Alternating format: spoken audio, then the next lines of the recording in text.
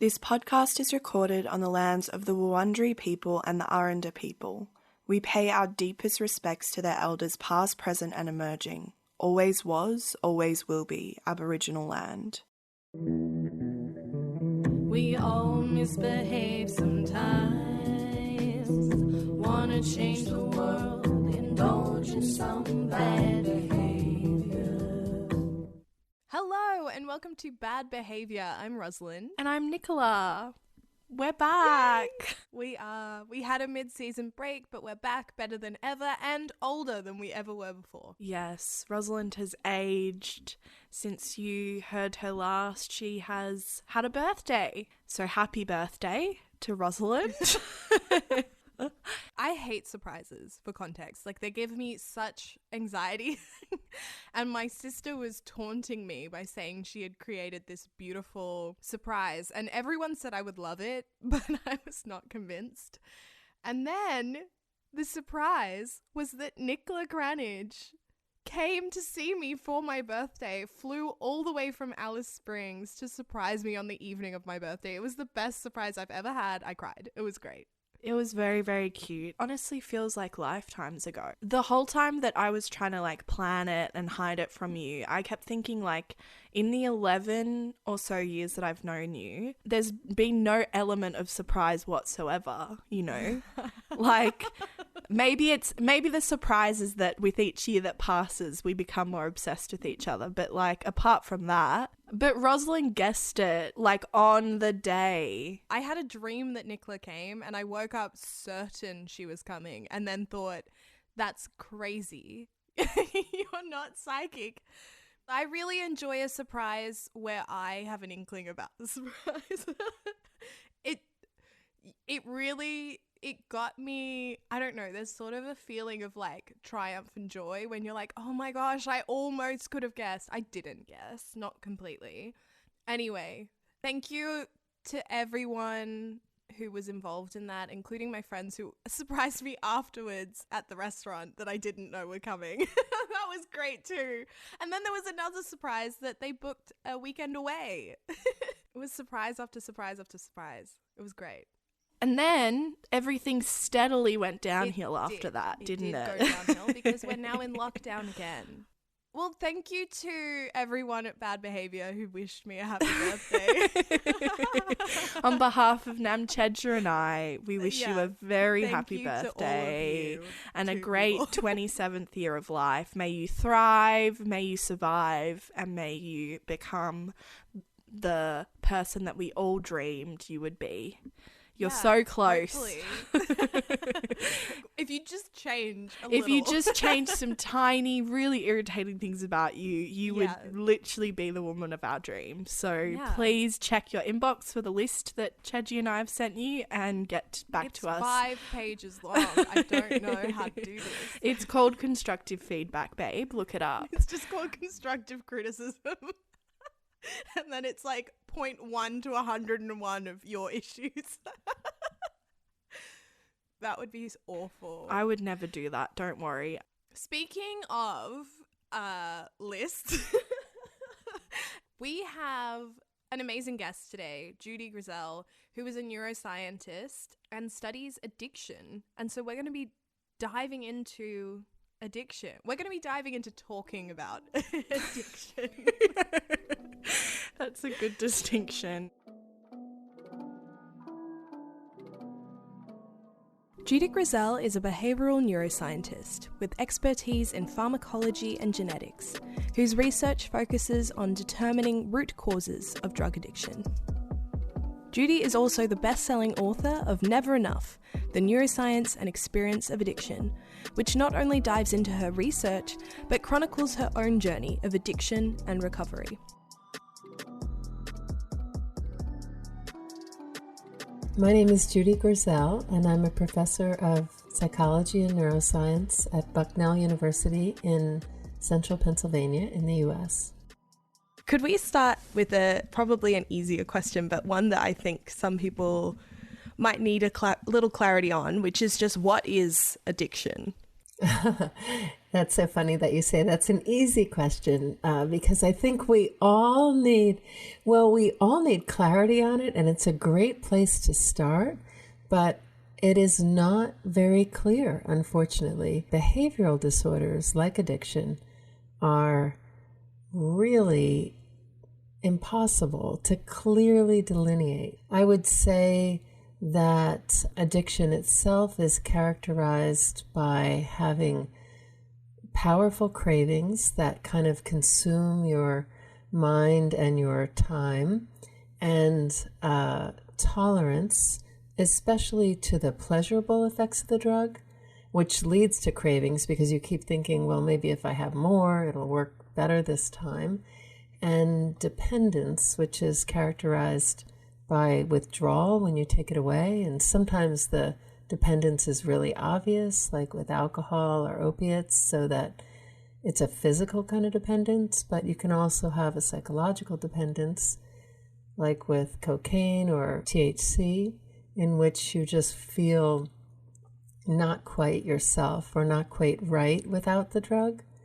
So craving, tolerance, dependence, and then also, because I have all those for caffeine, for instance, but you also need to, for addiction to be happening, it has to be hurting you and other people. So it can't be beneficial like my caffeine habit is beneficial. Instead, it has to really, hurt your relationships, usually hurt your job, hurt your sleep or your health, or, you can count them up, but there's a whole broad domain of things that might be compromised by your craving, tolerance, and dependence. And in that case, we would say you have an addiction.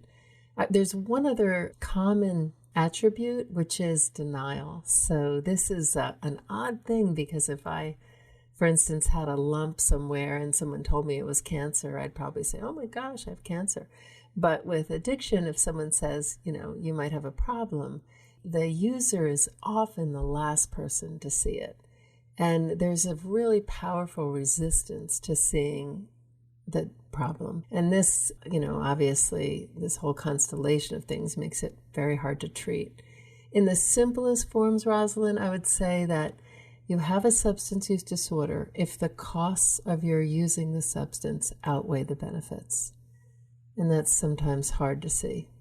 I'd love to speak a bit about your journey with addiction, which you write about in your book, Never Enough, the Neuroscience and Experience of Addiction. And you mentioned in some of your talks, which I've seen as well. So you were an addict yourself when you were younger. Yes, I was. I started young, and so I had that in my favor or disfavor, I guess you would say, by drinking first. And I was just about 13. I think I was probably 12, but close to 13. And kind of on a whim, this is really common. People that age want to experiment, and some are more experimental than others. I was easily bored. My parents were pretty strict, and so I don't know why, but it just seemed like a great idea at the time. I drank quite a lot of alcohol, and I really was kind of launched very quickly. It was incredibly freeing and pleasurable and exciting and soothing at the same time. It was really a transcendent experience. I say that not exaggerating at all, but it was just a really profound thing for me. In fact, one of my areas of research now, which maybe we'll talk about later, is trying to understand what's causes differences in people when they first try the drug. Because for me and for many other people like me who develop problems, it was so powerful. I drank this half-gallon of wine while I was sleeping over at a friend's house. It was in her parents' basement, and they weren't too strict like my parents, so they weren't watching everything we did. I loved it, and I could not kind of get enough after that. In fact, I don't think, and this is also not exaggerating, that I ever said no to another drink or other kind of drug until I ended up in treatment about 10 years later. So I just put it in front of me and I took it. And as a result, oh my gosh, I got in a lot of trouble. I got kicked out of 3 schools, the first one in high school, and I was eventually homeless. I hated myself. I was lonely and ashamed, and I contracted hepatitis C from sharing dirty needles. I was kind of, by the time I hit 23, I felt like I was 103, and there was nothing worth living for except for maybe more drugs. So I was really in this stuck place, and I think it was cocaine. Alcohol, you can go for a while. Even though it's so toxic, it's sort of not that potent, so it takes a while to die of alcohol use disorder. But for me, in the 1980s in South Florida in the U.S., I was a big stimulant user, and it was really cocaine that I think drove me into the ground so fast.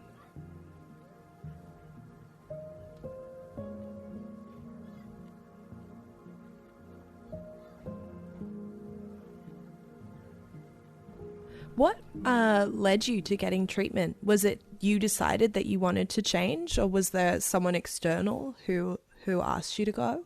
Yeah, they always say that you have to make up your mind to change. Absolutely not me. For one thing, I didn't, this sounds kind of judgmental about my young little self, but I didn't have much of a mind at the time. And I certainly wasn't, I don't think, capable of using it to say, enough is enough. Unfortunately, most people do have to get to that place. I was sort of so confused that I was a little bit tricked into it. I don't think it was an intentional trick, but my father, who has a unique way of dealing with things he doesn't like, which is to kind of completely block them out of his mind. So his reality is the reality. This is true for everybody, I guess, but he's like a master at this. If he doesn't want to see it, it's not there. And so he kind of had done that with me. He would tell people, I have 2 sons, my brothers, but he wouldn't even acknowledge that he had a daughter. I think it was so painful, I guess. And for some reason that we still sometimes try to piece together in family fun nights, he decided to take me out for dinner for my 23rd birthday. And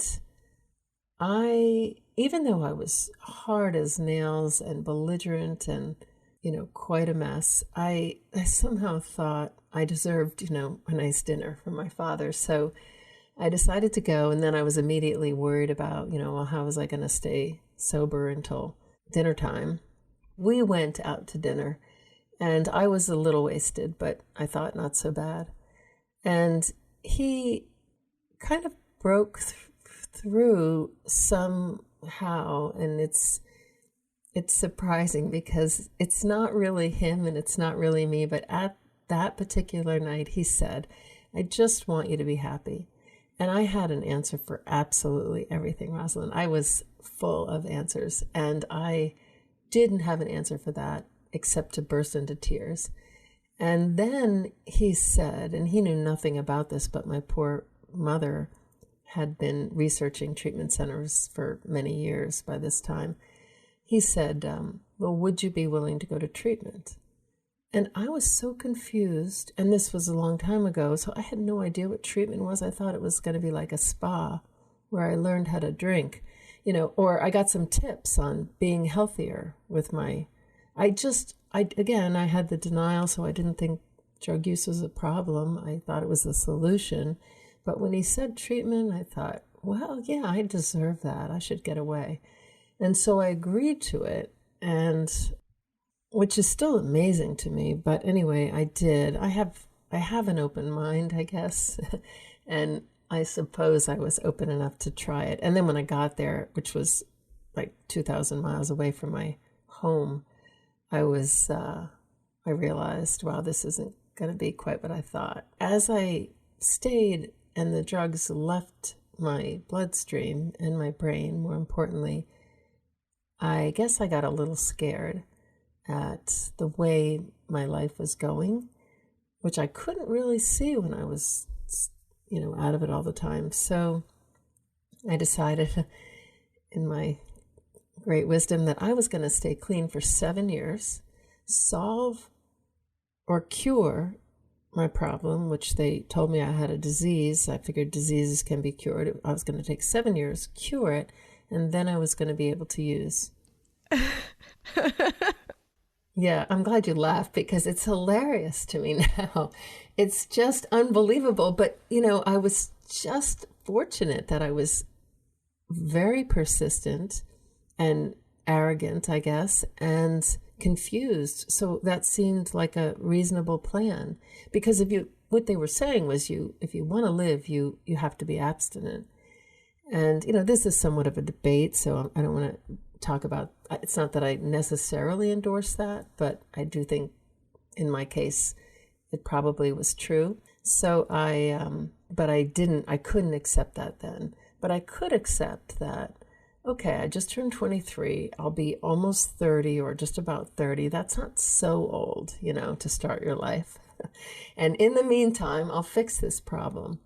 So I say this a lot, but it's funny to me that the characteristics that I have that made me such a terrible drug addict, like willingness to go to any length and determination and kind of like a single-minded focus that could block everything else out, including, family funerals or final exams or anything else, was the same set of things that helped me persist to get finally my bachelor's degree, then my master's and PhD in behavioral neuroscience. And all this time I was, reading and trying to learn about what was wrong with me so that I could solve it. What an amazing way to get to neuroscience. What an ambitious young person you were. Well, selfish and ambitious. So it wasn't really altruistic or anything.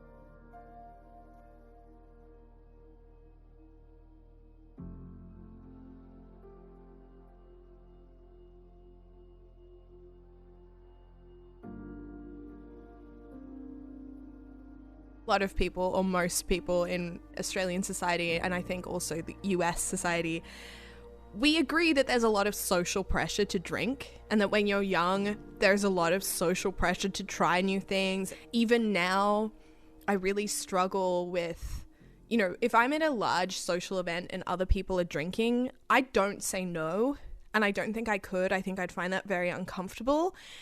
And the more I thought about it, the more I wanted to reflect on that, because I started sort of playing around with drinking when I was, maybe 13, but it was very small. And it wasn't really with friends. It wasn't really part of my social interaction at that point. That happened much later. I was a bit of a goody two-shoes and didn't really start to drink on my own until I was maybe around 17. But back then I was trialing things and sort of having sips of this and sips of that. And I knew friends of mine who were drinking.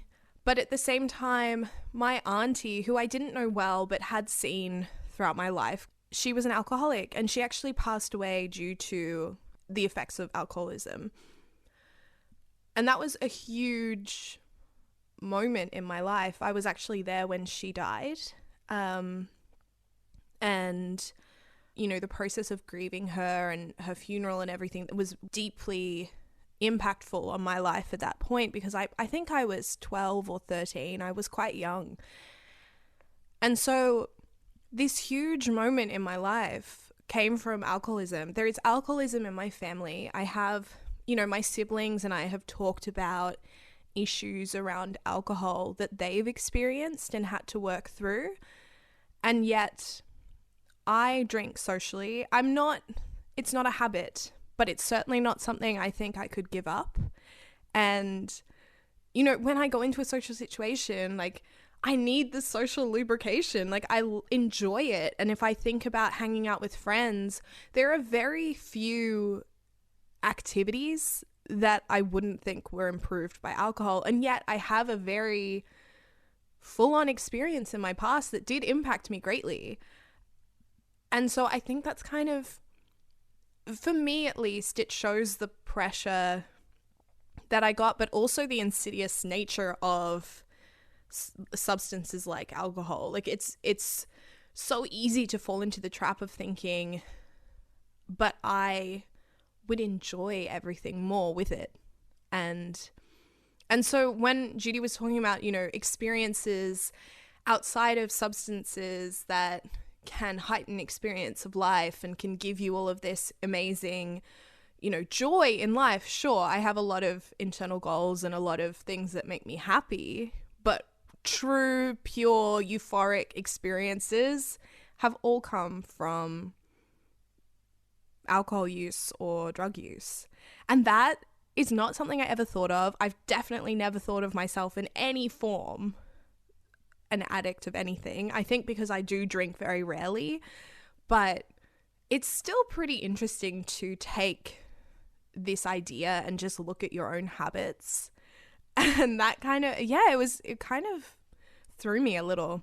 It's making me think about how there's a lot of grey area with addiction, and it's not, because I think of it in really black and white terms as you're either addicted or you're not addicted, and there's no in-between stage. And I don't think that's true at all. Like, I think you can have a difficult relationship with alcohol or a difficult relationship with marijuana and not be addicted to it, but be reliant on it. It gets really confusing, doesn't it? Because you can't quite separate your feelings about it from the societal pressure, from your own family's experiences. Like, it's just this big messy, you know, thing that exists that you have to try your best to navigate. And honestly, you try your best to navigate it by doing what feels good. It's an instant gratification thing to be like, okay, I'm going out, I feel really shitty this evening, let me drink a lot and I'll feel better. Yeah. And so when Judy was talking about addiction, one of the things that she said was, because I asked it thinking it would be a simple question, and you said this is a really hard question. And she did say it impacts your life negatively is one thing that makes you an addict. And my instinct is immediately to say, but it doesn't impact my life negatively. But I don't know that that's a self-aware thing to say, because, you know, Judy does mention that any amount of alcohol will impact your life expectancy. So in a way, it is impacting me negatively. And the fact that I'm not confident in a social situation with many people without some form of, it is grey.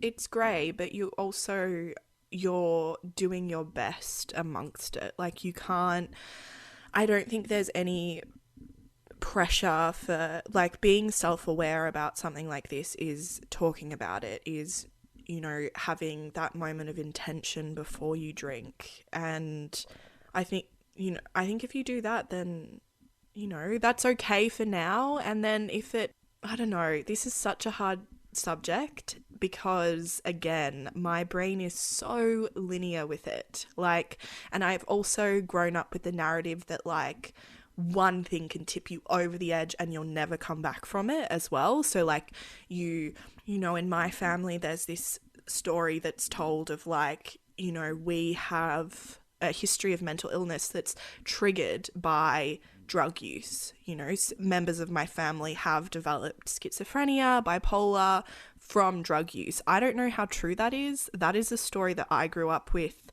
about drugs. So drugs were really villainized in my family. Like, it was, you do not smoke, you do not, you know, experiment with any drugs. Drinking, not so much, because, you know, I grew up in an Australian family and drinking is part of, like, the way that Australians communicate with each other.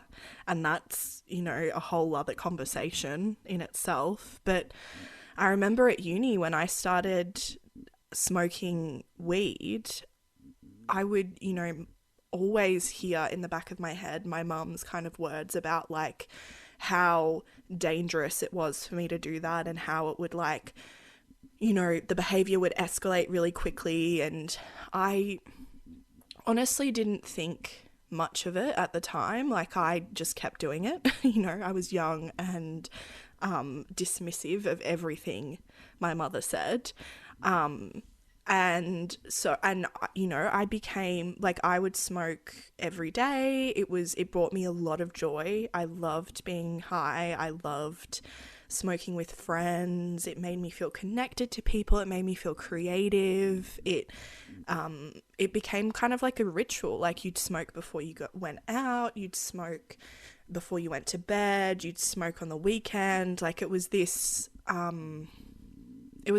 just ritual that we'd partake in, and I honestly had no problems with it. I was chilling. Me and weed were best buds. And then I had a really horrible traumatic incident with eating an edible, and it like triggered panic attacks for me. So I had never had panic attacks before, and then I had this horrible experience where I don't know if it was laced with something or what it was, but it I all of a sudden started getting panic attacks, and that was so scary. And it was definitely like a cause and effect thing. Like, I would smell weed and I would have a panic attack, and I couldn't, you know, even though I hadn't smoked and had a bad experience, I couldn't have anything to do with weed at all and I still haven't. I haven't smoked since then, because it was honestly, it was a horrible experience. And it's really confusing, because even now when I look back on that, I know it had bad impacts on my mental health, but I don't think it was just the drug that was unlocking that, you know. Like, I still have that complicated relationship where I'm like, you know, but it's weed, like, it's okay. People should be okay to smoke.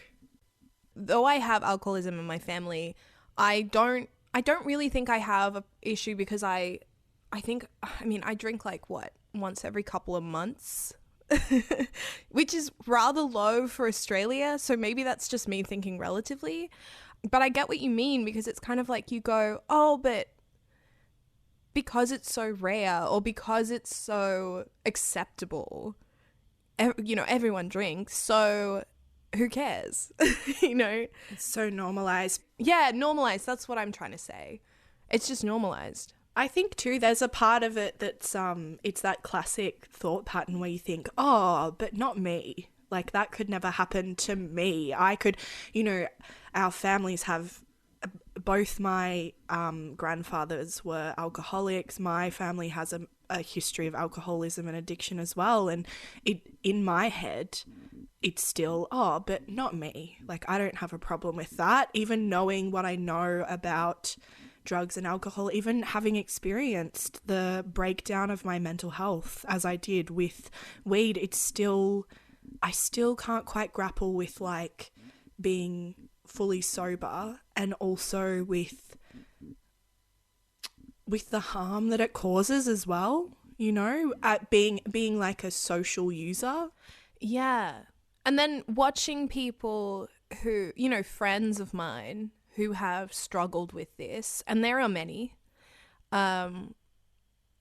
is kind of its own journey, because you're trying to empathize with somebody who is struggling with taking substances because they feel like they need it, or because it, you know, it just becomes this compulsion in their lives, until suddenly they're always drinking and you never see them without it, and it's just this constant thing.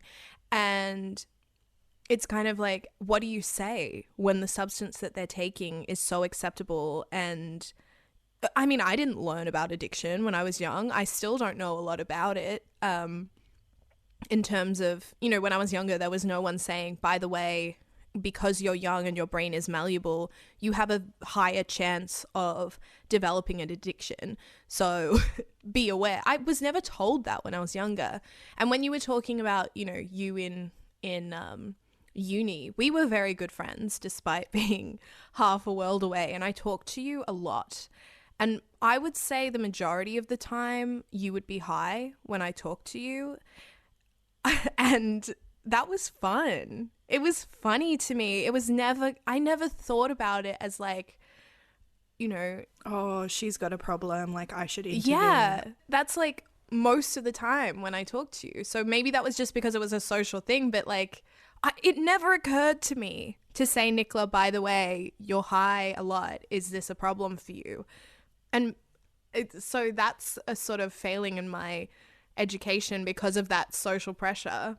For me, even now when I look back at it, I don't think of it as, and maybe again this is, my own mental health issues and like compartmentalizing and not dealing with my own history. But I don't think of it as, like, I think of that stage of my life as pretty joyful. Like, I had a lot of fun. It made me a bit stupid at times, sure. Like, I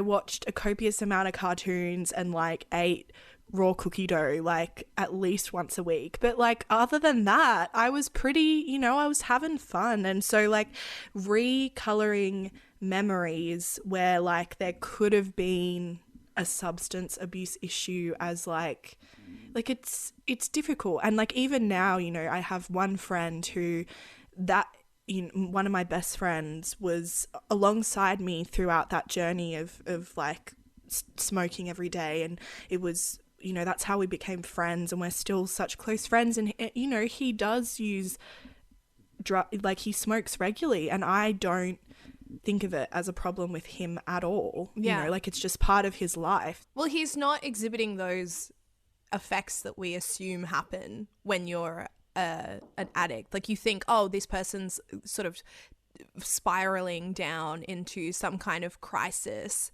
and you would know, there's kind of this idea that you would know, and I don't know that you necessarily would. So the fact that I never asked you, despite the fact that even if I had, you would have said, no, it's not a problem, but it didn't occur to either of us to question what was happening. I think the bar is so low for what we consider to be a problem. Like, or no, maybe it's not low, it's so high. Like, we have such intense standards of what addiction is. Like, I don't think of the fact that I need 4 cups of coffee a day to be like coherent as an addiction, but it absolutely is. I don't think about the fact that like, as soon as I feel sad, I spend like an hour and a half scrolling on TikTok. Like, those things don't trigger in my head that word addiction. But I think the standards and the way that we talk about it, and the way that we question people, and the way that we treat people who are addicts or who are sober, who choose to live sober, it's all so entwined. And this conversation it's difficult to have, isn't it? Yeah. And I think that the ideas that Judy brought up were really important about finding ways to have excitement and joy in your life without this, because I think there is a lot of socially dictated emphasis on it. Yeah, exactly. And I think I need to go away and have some ideas about things that, maybe playing music and singing and stuff like that. That's kind of in a way, that heightened experience for me. Performing is definitely something that brings me to that state of pure excitement and joy. But, maybe I need to do more of that, but it's locked down. So you need a goddamn drink to do the thinking. No, it's really hard. I'm so resistant to thinking about it as well. I am so resistant to having to actually deal with like the things that I am reliant on in my life that I don't have as much control over as I think. That is, so while you're saying you're going to go away and think about it, I'm not going to go and think about it. I'm not, I really don't want to delve into that stuff just yet. You're leading by example here. But I think that's also it's like a good thing to say, because it's super confronting. This, literally everything we talk about on this podcast is intense, but to think about, in theory, I'm like so moved by Judy's journey and her ideas, and it's so interesting to me to think about the brain and what's happening. But, goodness, God forbid I ever reflect on how that has you know, manifested in my life. That's a thing for future Nicola. Well, speaking of that, let's jump back into Judy and you can tell us more about the brain. Help us, Judy.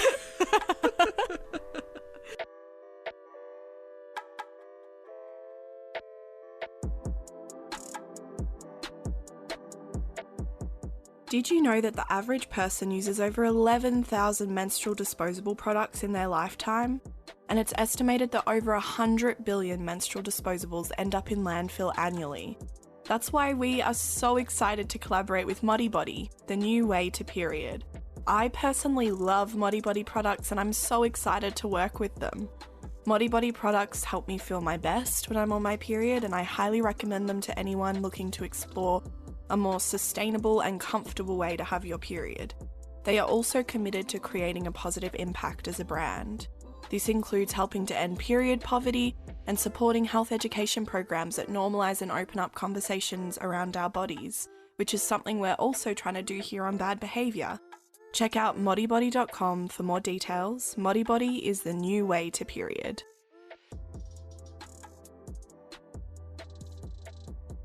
Why do some people become addicted and some people don't when they use certain drugs? That is another $1 million question. And I spend I shouldn't say all of my time, but I spend a darn lot of my time trying to answer that question. And it was, interesting to me as a scientist, but also interesting to me as a former addict. And many of us, I guess, would like to understand, why do some people self-destruct with drugs and other people seem to just use them, to enhance their lives? And I would say there are 4 big things. Genetics accounts for about half of it. So the risk for substance use disorders, the kind of things we were just talking about, is partly embedded in our biology. And so some people have naturally higher risk than others. If you have a lot of problem users in your family or people who are depressed or anxious in your family, then we know you're at higher risk. Also, if you start using early, and so it turns out that you are very much more likely to develop addiction if you begin using before you're 18. If you do, you're probably got at least a 1 in 4 chance of developing a problem. And for every year before 18, it goes up quite a lot. If you wait till you're 21, or when you're maybe even a little bit later, when your brain is more mature, it's pretty unlikely that you develop a disorder. Now, you can always do it if you use enough, but just like kids are better able to learn anything, addiction is a form of learning or brain adaptation, and it happens much more readily in young people than in older people. And then another big factor is adverse childhood experiences and stress in general, but especially when they're young. And these early experiences, which can take quite many forms, including, your parents not getting along or fighting in the house, or one of them has a substance use disorder or depression. So, abuse, lots of neglect, those kinds of things, they really kind of light the fire, I guess, especially if you have those early stressors and then try drugs as an adolescent, which you're likely to do. You're really likely to realize quickly that they can help you cope or feel like you're coping with the sadness or the trauma that you've experienced. And so that can easily become a habit. And then also there's just a lot of social and cultural pressure. I guess pressure might be too strong of a word, but certainly it's the norm to use something to escape reality. And so I think for some of us, that's especially problematic. You mentioned earlier that there's a debate around whether abstinence is the best way to go about if people are predisposed to addiction. Are there other ways, if you know that you might be, if it's sort of family history and stuff like that, other than just not taking drugs? Yeah, well, the data unfortunately, I say this unfortunately because I would like nothing better than to occasionally use. The problem is I can recognize in myself, I've had so much practice trying to be honest with myself that I can see that, what is occasionally? And I know that, there wouldn't be enough for me, but it's possible. So the first thing is we start usually to experiment. And we quickly learn that it produces fun, which is nice, and it helps us escape from boredom or other kinds of pain like trauma. The thing about the fun is it gets less and less fun over time, and any regular user of any substance will admit that. You have to increase the dose, and it doesn't work as well because the brain adapts to make us normal. As far as the coping goes and helping us deal with uncomfortable feelings, those uncomfortable feelings, then we don't come up with other ways to do it, and so we have to use more and more. It doesn't solve the uncomfortable things or the misery that we're in. It just kind of glosses over it, and it's still there. And so when the drug goes away, it's usually bigger because now there's been more consequences, and so that kind of snowballs too. But if you realize that if you're using it to cope, don't make it a habit. And a habit is the sort of first big step toward addiction. So if your habit is, every leap year day, so it's once every 4 years, that's no big deal. But if your habit is every Friday and Saturday, or then Thursday and Friday and Saturday, that is likely to turn into a compulsion. And what I mean by that is that Friday comes, and if for some reason you can't or you shouldn't use, you're miserable. And all you can think about is the drug. Well, that's craving, and compulsive use comes from that. And right after that, I guess, is the kind of despair associated with addiction, because then I'm willing to give up lots of things so that I can keep my habit and my compulsion happy. And I think it's very insidious the way it develops. It's slow, but the easiest way to avoid it is don't use habitually. I mean, I've talked a lot to friends who have either high tolerance or low tolerance to various things. Is tolerance then sort of your brain has reacted to what you've already had? Is that what tolerance is? Well, so there's many ways to be tolerant. It's very cool. You could spend a whole course studying tolerance. It could be that your liver adapts, and so it chews it up quicker and metabolizes it more quickly. So now you don't even get it to your brain.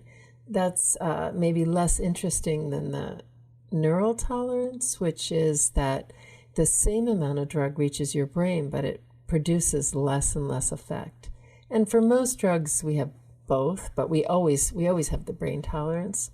But part of that is genetic. So there's some people who are kind of born tolerant, and some people who have a hard time becoming tolerant.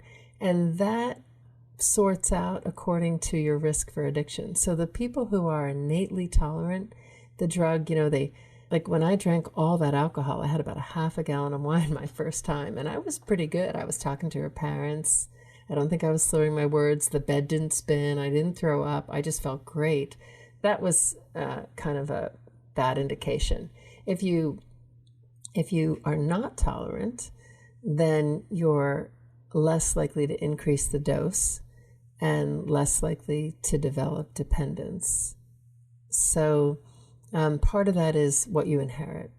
And then part of it is just regular exposure. And probably virtually anyone could become addicted if they use frequently enough, high doses regularly.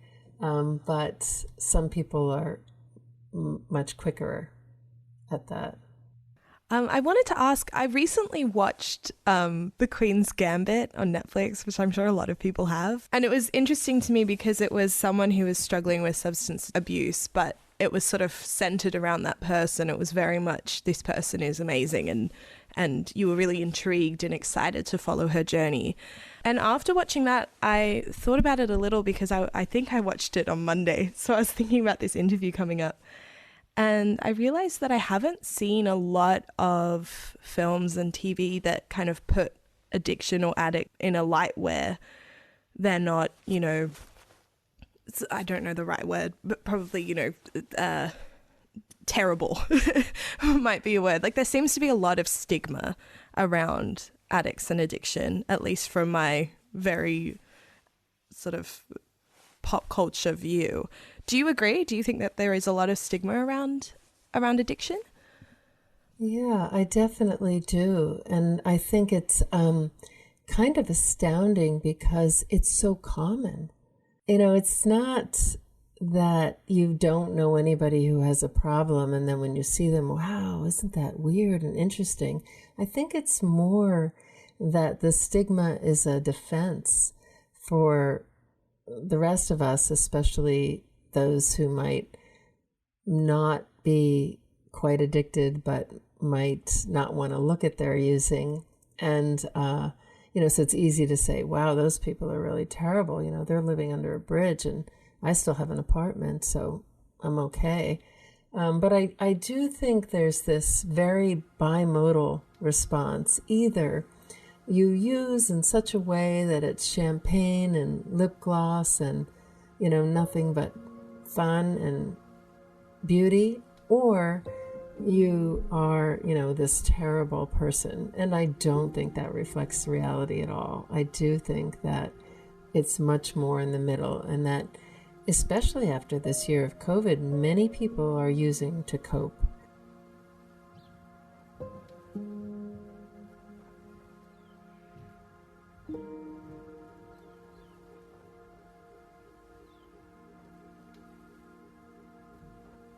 So earlier we were talking about how it's so hard to know when a friend or family member or someone you're connected to has a problem with substances because, and I think this is largely in part to something that Judy actually mentioned, which is this idea that addicts fall into two stereotypes.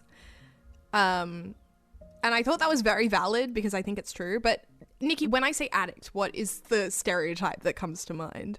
Well, I definitely think of homelessness. That's one of the first things that pops into my head. And it's honestly, after that, it's just like a blur of like portrayals that I've seen on film and television. So like the family member that's like stealing from the family, and what Judy said about there being like the two, you know, either like this homeless addict on the street or this high-flying, you know, masculine embodied businessman, that completely encapsulates my version of addiction as well. Like I don't think of it in between, and so I really think that makes it difficult to have empathy because I've not had any close personal connections with addicts. It's something that I need to learn about, and I need to have more empathy for people who are struggling with addiction as well, because of course it's a part of so many lives. No, I think you're right. I think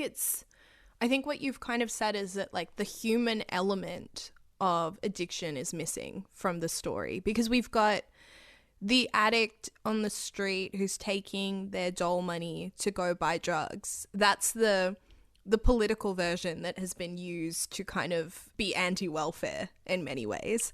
And then you've got the glamorized version where it's sort of these rich people doing drugs and having issues, and we can't empathize with them either because it's a first world problem. They have money and cars and everything that you could ever want because of the doors that are opened by their socioeconomic sort of status. It's hard to empathize with someone who has everything material that you don't.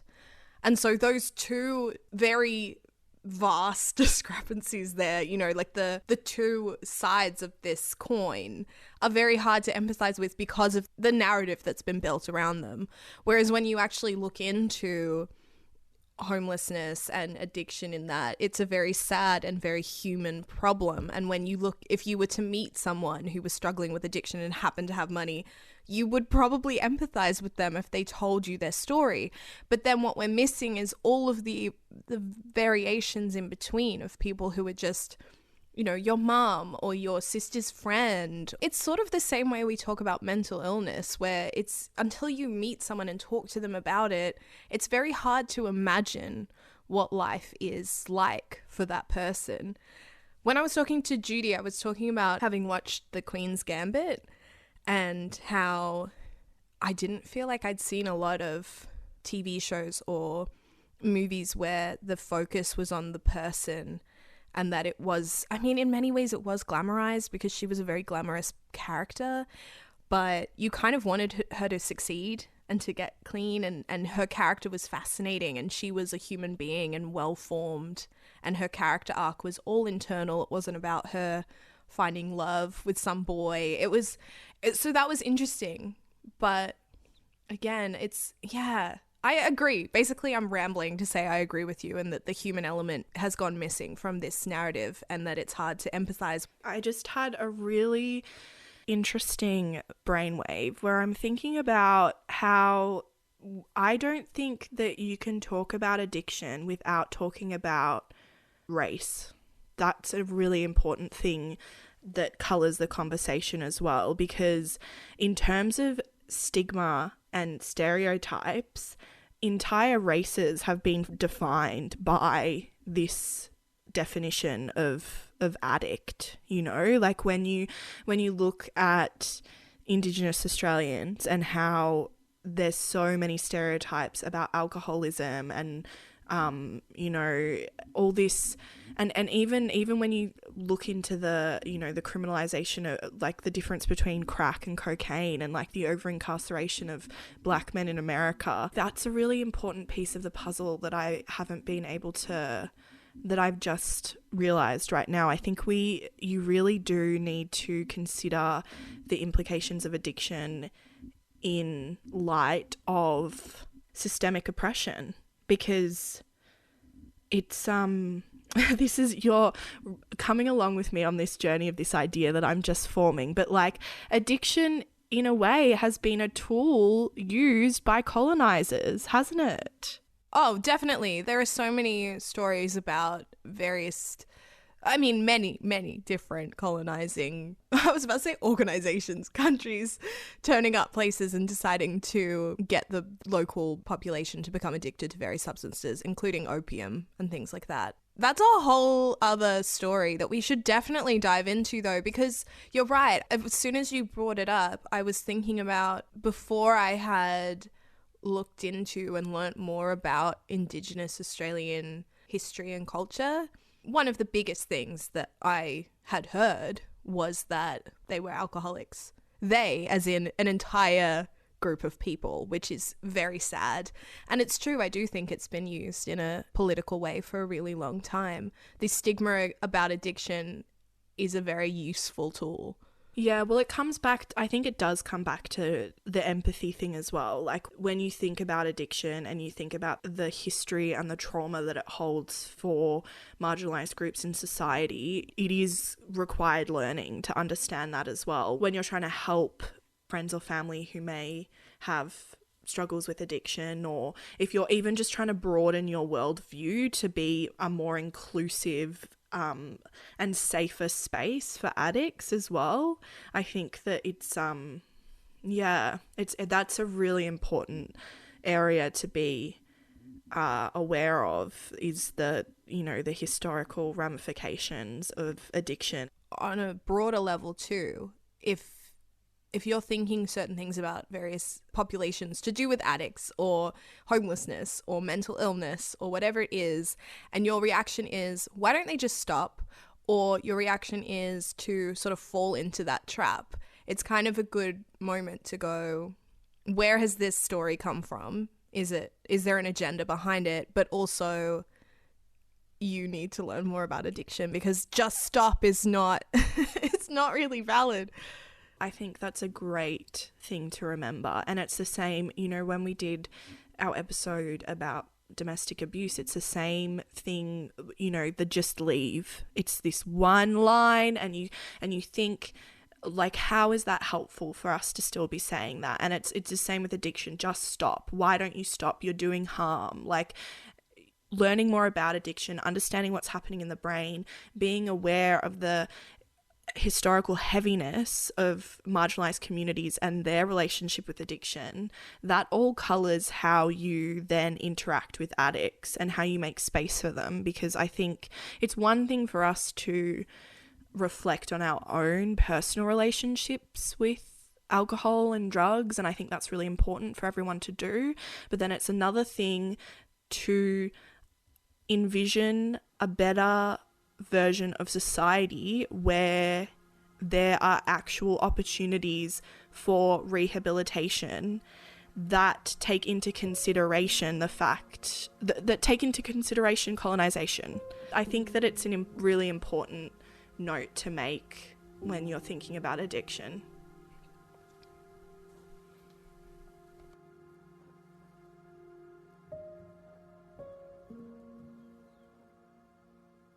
How do you feel about legalization and regulation of drugs and alcohol? Do you think that it should be legalized and regulated or not? Well, I definitely am for regulation because it's important to know what you're getting. And I think many of the deaths that we've seen with the opioid epidemic, but other things have come from not knowing and being desperate enough to take anything. And I can really empathize with those people because, you know, you don't really care about living so much as you care about escaping where you are. And I think that is really, you're kind of a sitting duck for nefarious concoctions. But as far as legalization goes, I go back and forth. I'm sort of agnostic about whether it should be legal or not, or, you know, any substance should be legal or not. And I think my big problem is a logical one. Nicotine and alcohol are devastating addictive drugs. They've killed so many people. They've destroyed families, work productivity, happiness, you know, they're pollutants. I mean, there's so much not good about them, and they're legal. So it does not make logical sense to make other drugs illegal. It's hard for me to defend that because it's not like these are somehow less harmful. I just have one more question, and you've kind of answered it in various ways throughout this, but it's just, what's your advice to someone who would be struggling with addiction? So if you're already struggling and you can admit that, bravo, that's great to admit it. I think that is absolutely the first step to say it's not working.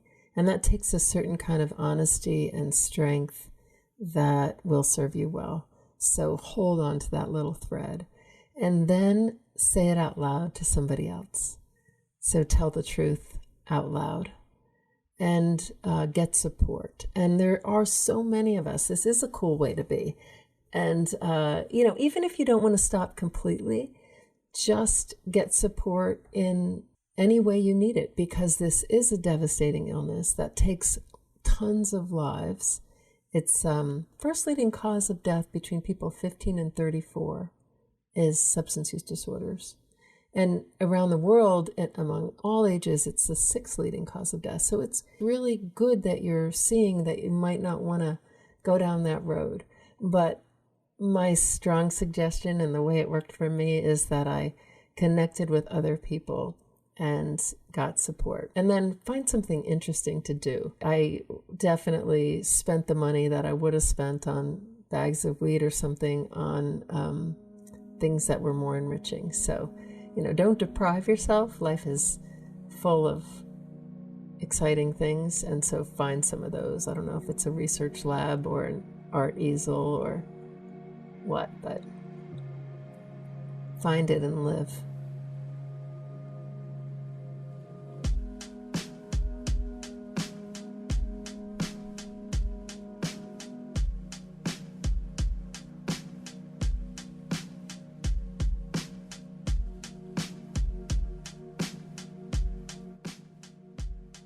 Thank you so much for joining us on this episode of Bad Behavior. If you enjoyed this and you want to learn more about Judy's journey, definitely check out her book, Never Enough, The Neuroscience and Experience of Addiction. Check it out, leave a review. It's a really, really great read and very important that we do learn more, as always. Thank you so much. We had a great time and we'll see you on the next one. See you next time. Bye. The executive producer for this episode was Rosalind Anketel. Bad Behavior is produced by Rosalind Anketel, Nicola Cranage, and Namcheja Magembe. Hosted by Rosalind Anketel and Nicola Cranage. Editing and sound design by Namcheja Magembe. Our logo was designed by Bonnie Eichelberger.